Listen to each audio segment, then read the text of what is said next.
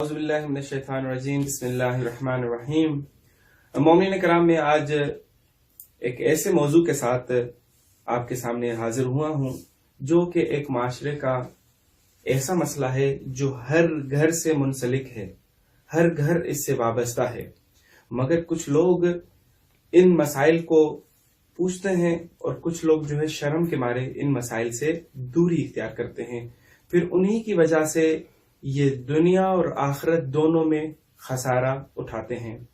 وہ مسئلہ کیا ہے کہ میں نے ویسے تو اکثر دن میں جو ہے بہت سارے مومنین اور مومنات ان مسائل کو مجھ سے پوچھتے ہیں، مگر ایک تو ایسا مسئلہ آیا کہ جس کی وجہ سے میں خود میرا دل سہم گیا اور میں نے کہا کہ دیکھیں دین سے دوری کی وجہ سے کتنا بڑا ظلم ہو رہا ہے۔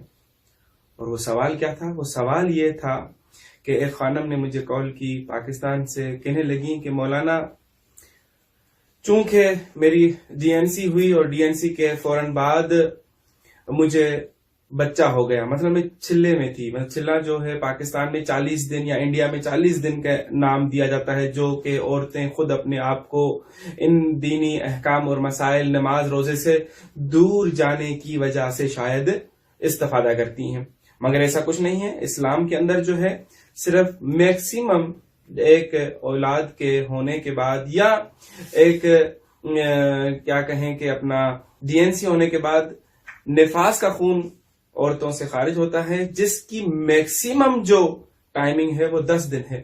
اس سے پہلے عورتیں پاک ہو جاتی ہیں۔ اس کے بعد اگر کوئی خون آئے گا تو وہ استحاضہ کے زمرے میں ہوگا، اور وہ استحاضہ جو ہے اس کے اپنے مسائل ہیں کہ استحاضہ کلیلہ بھی ہوتا ہے اور اس کے متوسط اور اس طرح، مگر اس مسائل میں ہم نہیں جاتے ہیں۔ سوال یہ تھا کہ اس خانم نے کہا کہ جلدی بچہ ہو گیا، اور جس کی بنا پر جو ہے مجھے میرے شوہر نے کہا کہ یہ بچہ چونکہ تم چلے میں تھی اور پاک نہ تھی، اس لیے یہ بچہ جو ہو گیا ہے، اب یہ بچہ جو ہے حرام زادہ ہے۔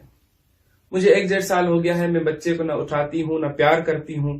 یہ سننا میرے اوپر اتنا بھاری گزرا کہ میں نے چاہا کہ میں ایک ویڈیو پیغام کے ذریعے سے مومنین کو اطلاع دوں کہ کوئی چلہ 40 دن کا نہیں ہوتا، 10 دن کے بعد عورت پاک ہو جاتی ہے، اس کے بعد اپنے شوہر کے ساتھ نزدیک ہو سکتی ہے۔ اچھا 10 دن بھی میکسیمم دن ہے، ممکن ہے 5 دن 4 دن 8 دن 7 دن کے اندر جو ہے یہ سلسلہ منقطع بھی ہو سکتا ہے۔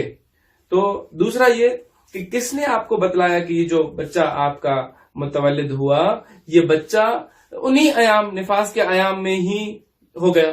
یہ تو کوئی ایسا سلسلہ نہیں ہے کہ انسان کو جیسے ہی بچہ اسپرم اور اووم آپس میں ملے تو فوراً ایک بٹن لال لگا ہوا تھا وہ جل گیا کہ بھائی یہ جو ہے بچہ ہوا اس تاریخ کو۔ ایسا نہیں ہوتا، کسی کوئی اس کا علم نہیں ہے۔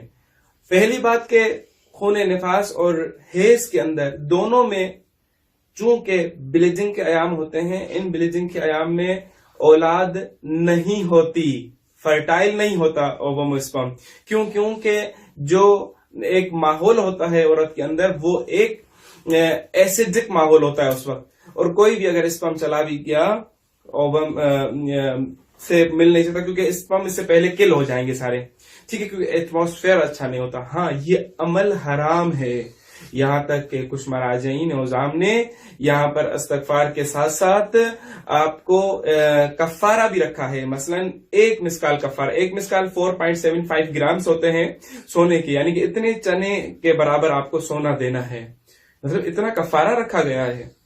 اور کیونکہ پتہ ہے خداوند متعال کو، کیونکہ خدا نے جس انسان کو بنایا، انسان کو بنانے کے بعد فوراً کیا اٹھا پروردگار کہ میں تو وہ ہوں، لقد خلقنا الانسان فی احسن تقویم، میں نے ایک انسان کو ایک خوبصورت شکل میں پیدا کیا ہے، اتنا نظام دیا، 16 سسٹم ہمارے باڈی کے اندر کام کر رہے ہیں۔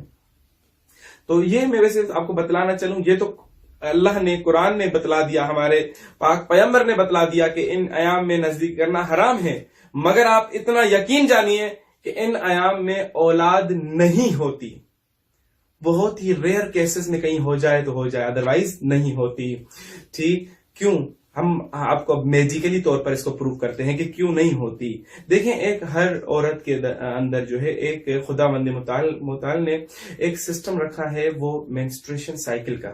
اب وہ 4 فیسز میں ہوتا ہے. مثلا ہر عورت کے اندر ایک سائیکل جو چل رہا ہے وہ 4 فیسز میں چل رہا ہوتا ہے. پہلا یعنی کہ یہ سائیکل 28 دن کا ہوتا ہے. پہلے دن سے 5ویں یا 7ویں دن تک جو ہے مینسٹریشن سائیکل چل رہا ہوتا ہے. اس کے بعد فولیکولر فیز شروع ہوتا ہے, اور فولیکولر فیز جو ہے وہ شروع ہوتا ہے اس 5ویں 6ویں 7ویں دن سے لے کر آپ کے 10ویں اور 12ویں دن تک چلتا ہے.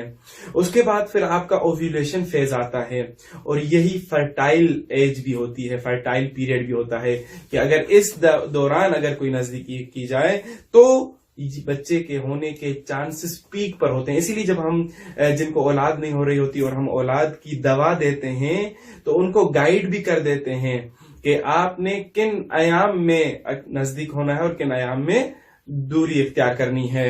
تو یہ جو پیک لیول ہوتا ہے فرٹائل یا اوویولیشن فیز جو ہوتا ہے یہ 10 تاریخ سے, مطلب ہر کسی کی تاریخ الگ الگ ہوگی ظاہر ہے, یعنی کہ مینسٹریشن سائیکل کے 10ویں دن سے لے کر 15ویں دن تک سمجھ لیں کہ یہ اوویولیشن فیز ہے. ان دنوں میں جو ہے بچے کے ہونے کے چانسز 95% بڑھ جاتے ہیں.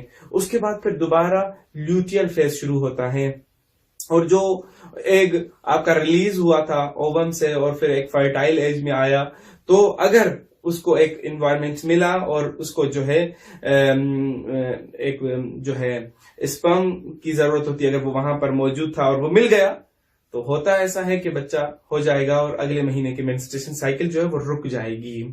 نہیں تو وہی ایک جو ریلیز ہوا تھا وہ دوبارہ سے آپ کی یوٹرس میں آ کر اور وہ ریموو ہو جائے گا. پھر چونکہ اللہ رب العزت نے ہر عورت کو 2 اووریز دی ہیں, اور 2 اووریز ایک مہینے میں ایک کام کرتی ہے, دوسری جو شٹ ڈاؤن رہتی ہے. دوسرے مہینے میں پھر پہلی جو ایکٹیو تھی وہ شٹ ڈاؤن ہو جائے گی اور دوسری کام کرنا شروع کر دے گی. یہ ایک الٹرنیٹ سلسلہ چل رہا ہوتا ہے ہر عورت کے درمیان. تو جو یہ مینسٹریشن سائیکل ہے چونکہ انوائرمنٹ ایسیڈک ہے, بچہ اس وقت چونکہ اسپرم اسکل ہو جاتے ہیں بچہ نہیں ہو سکتا. اور اگر بچہ مثلا ان دن ایام کے بعد ہوگا تو وہ جو بلیڈنگ یا کیپلریز کا جال یوٹرس کے اندر عورت کے جمع ہوا ہوتا ہے وہ بچے کو نورشمنٹ چاہیے, ظاہر ہے وہی بلڈ جو ہے بچے کے جو زائگوٹ بنتا ہے اس کو ضرورت پڑتی ہے. تو ایک نظام ہے, سلسلہ ہے. کوشش کروں گا خداوند متعال ہمیں توفیق عطا کریں گے کہ ہم دینی احکام کو اچھے طریقے سے سمجھ کر اور اس پر عمل پیرا ہوں گے. اور اکثر میرا یہ فریضہ ہے, میں جب بھی دوا دیتا ہوں تمام مومنین کو اسلامی احکام بھی ساتھ ساتھ بتلا دیتا ہوں تاکہ وہ کسی بھی مشکل کا شکار نہ ہوں. والسلام علیکم ورحمۃ اللہ وبرکاتہ.